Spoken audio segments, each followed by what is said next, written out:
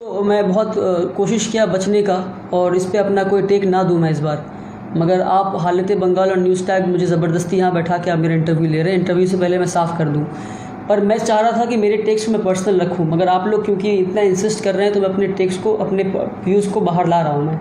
और आज देश का हालत बहुत ख़राब है, हमें ये बात तो समझना है, इस बात को मानना है हमें। राम मंदिर बन गया, अच्छा हुआ, चलिए ख़त्म हुआ, मगर एक बात याद रखिए, जब इतिहास लिखा जाएगा ना, ये बात इतिहास में लिखा जाएगा, जब पूरा दुनिया कोरोना का वैक्सीन ढूंढ रहा था और हर मुल्क का प्रधानमंत्री इस काम में लगा था कि किस तरह मेरे मुल्क के लिए वैक्सीन निकल जाए, एक लौता हिंदुस्तान ऐसा मुल्क था जहाँ का प्रधानमंत्री राम मंदिर का निर्माण कर रहा था।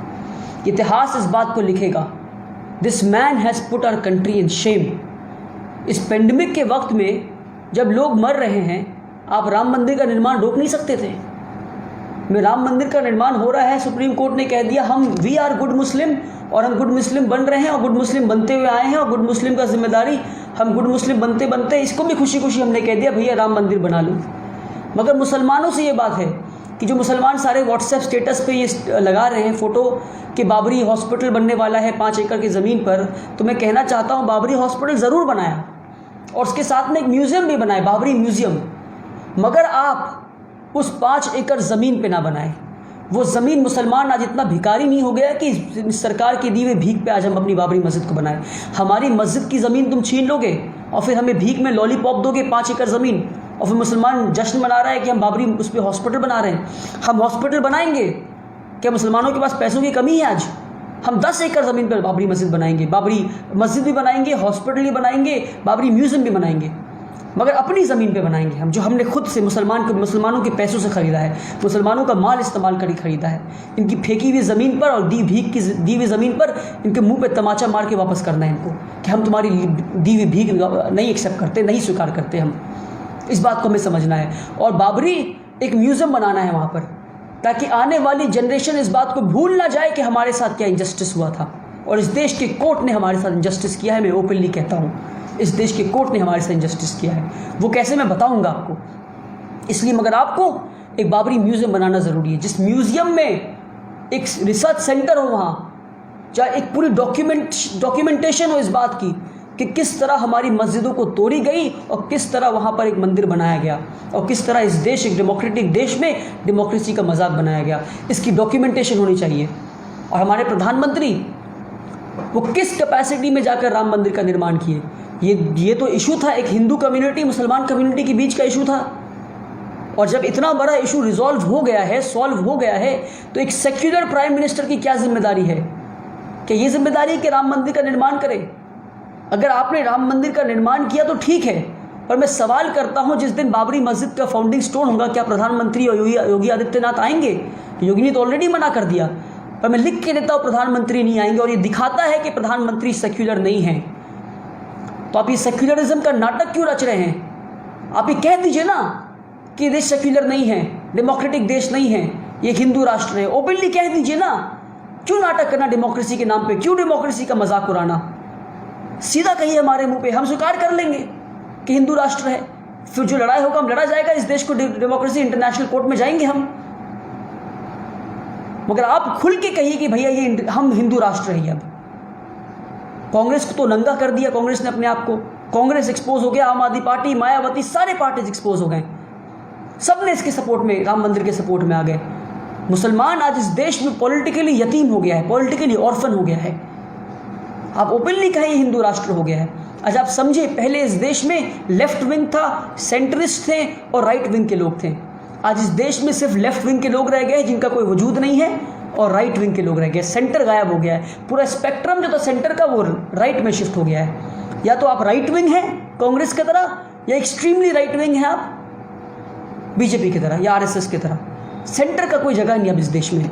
जो सेंटर का ढोंग रच रहे थे आम आदमी पार्टी और कांग्रेस और भी इनकी तरह मायावती लोग, ये सब एक्सपोज हो गए हैं अब। तो इस बात को हमें समझना है।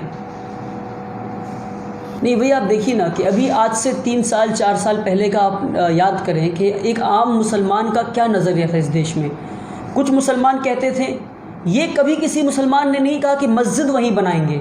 अब मुझे एक मुसलमान दिखा दें पूरे देश में जिसने 1991, 1992 से लेकर अब तक ये कहा हो कि मस्जिद वही बनाएंगे जब से मस्जिद तोड़ी गई है? एक मुसलमान नहीं। मुसलमान का या तो स्टैंड ये रहा है कि सुप्रीम कोर्ट जो कह देगा हम वो करेंगे, या कुछ मुसलमान तो इस हद तक चले गए कि कहने के लिए अच्छा छोड़ दो, ज़मीन दे दो हिंदुओं को, हमारे हिंदू भाइयों को राम मंदिर बनाने दो। कि मुसलमान तो इस हद तक चले गए बोलने के लिए, गुड मुस्लिम बनने के लिए, गुड सेक्युलर मुस्लिम बनने के लिए क्या बोल दिए कि राम मंदिर दे दो। इससे क्या होगा? कम से कम हिंदू मुसलमान की बिटरनेस तो दूर हो जाएगी, कम से कम इसके ऊपर पॉलिटिक्स तो बंद हो जाएगा। मगर आज उस मुसलमानों पे क्या गुजर रहा होगा जब वो देखते हैं कि जो उन्होंने सोचा था कि राम मंदिर बनने से कम्युनल पॉलिटिक्स का एंड होगा, it will be the end of the communal politics in this country, it will be the end of the bitterness between two countries, Hindu मुसलमानों की आपसी तनाव कम हो जाएगी।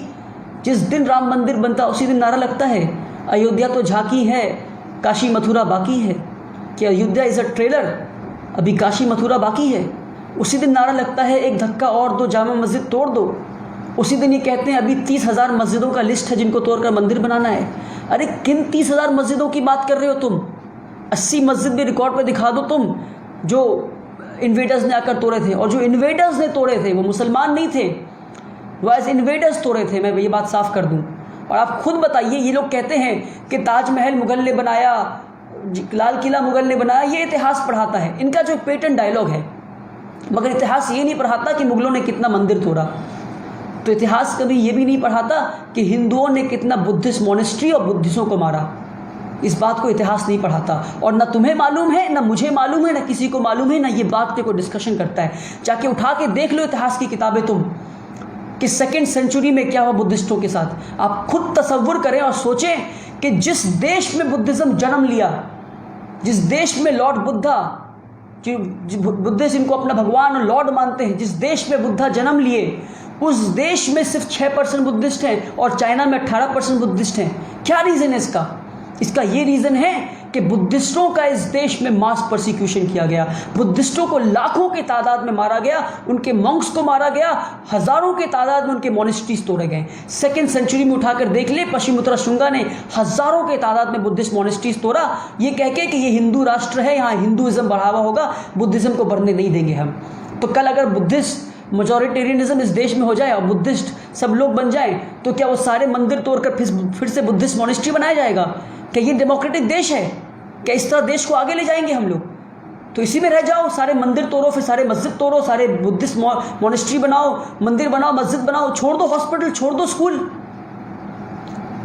ये लोग कहते ताजमहल बताया गया और जिन्होंने मस्जिद तोड़ा वो नहीं बताया गया। अरे जिन्होंने मस्जिद तोड़ा, जिन्होंने मंदिर तोड़ा, वो पॉलिटिकल मोटिव्स के लिए मस्जिद और मंदिर तोड़े। मराठा जब टीपू सुल्तान पे अटैक करने आए और टीपू सुल्तान से हार गए, और जब वो लौट रहे थे मराठा, तो उसके बाद उन्होंने गुस्से में आकर श्रीरंगापट्टनम के एक मंदिर को तोड़ दिया। तो टीपू सुल्तान ने उस मंदिर को बनाया। तो क्या मराठा एंटी हिंदू हो गए? मराठा एंटी हिंदू नहीं थे। मराठा ने गुस्से में आकर उस मंदिर को तोड़ा क्योंकि वो मंदिर सेंटर ऑफ पावर था।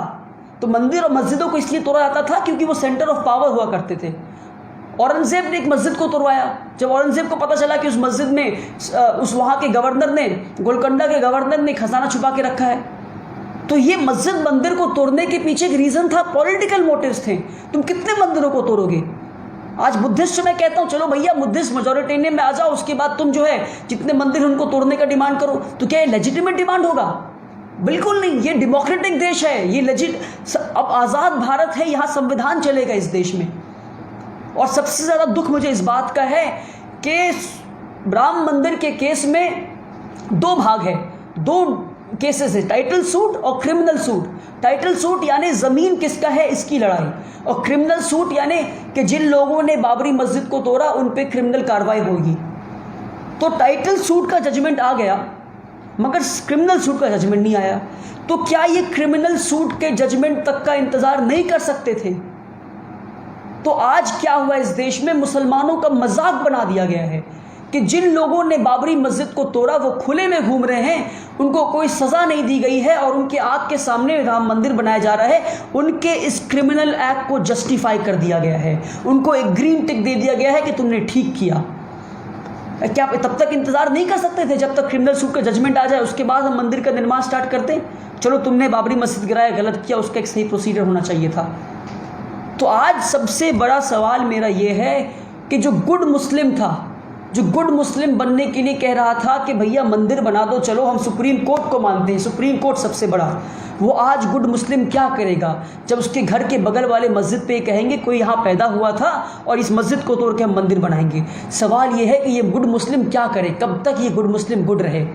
जस्टिस रंजन गोगोई राफेल मामले में मोदी गवर्नमेंट के साथ में के फेवर में जजमेंट देते हैं, 370 में मोदी गवर्नमेंट के फेवर में जजमेंट देते हैं, सीबीआई के में मोदी गवर्नमेंट के जजमेंट में फेवर देते हैं, कश्मीर मामले में मोदी गवर्नमेंट के जजमेंट के फेवर में जजमेंट देते हैं, और कई सारे मामले में मोदी गवर्नमेंट के जजमेंट फेवर देते हैं। यहाँ तक कि जब उनके ऊपर सेक्सुअल हैरेसमेंट का केस लगा दिया गया, अपने ही खिलाफ सेक्सुअल हैरेसमेंट के केस में वो बेंच को लीड कर रहे हैं। इससे ज़्यादा जस्टिस सिस्टम का मजाक और क्या बन सकता है। तो मुसलमान इस देश की कॉन्स्टिट्यूशन को बचाने का ठेका लिया है, जिम्मेदारी लिया है, और आखिरी दम तक इस देश के संविधान को बचाएंगे।